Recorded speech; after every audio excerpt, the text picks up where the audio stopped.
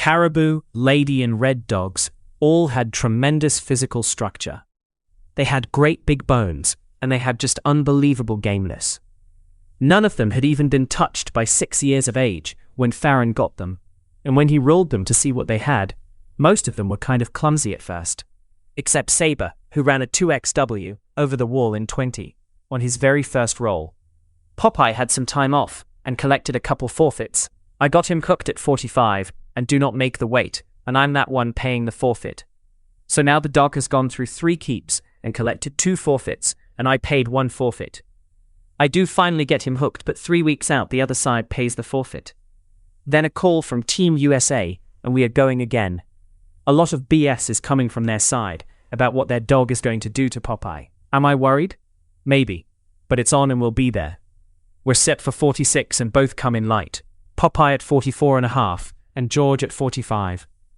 They are washed and turned loose. Popeye is on the face shaking hard and George is doing the driving. George is the bigger dog, looking to me to be about 3 ibs bigger. Popeye is on the head doing lots of damage.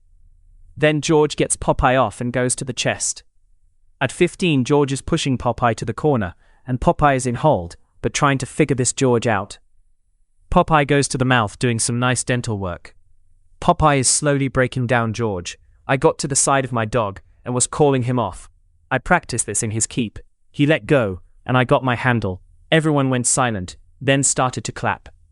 George came, and we got another handle at 45. Popeye hit the throat and started to work harder. George started to stretch out and Matt called out, "Stop it, it's over." The time was 49. Now he was champion Popeye. Now it seems very hard to get him hooked. Everyone is talking about how close to an ace he is. 9 months later we get a hit at 43.5 ibs. We are going after Mass Combine's Pistol, a one-time winner. Both come in light at 42.5, with the farmer in the middle. Pistol comes out barnstorming. Popeye makes an early turn. Pistol takes over in the chest and is taking it to Popeye for the first 10. Finally Popeye gets to the mouth and does some good work with some nice dental work and a leak on Pistol. Now Popeye gets his famous head hold and holds Pistol out. Popeye is riding Pistol all over the place. Pistol is pushing and driving to get to Popeye.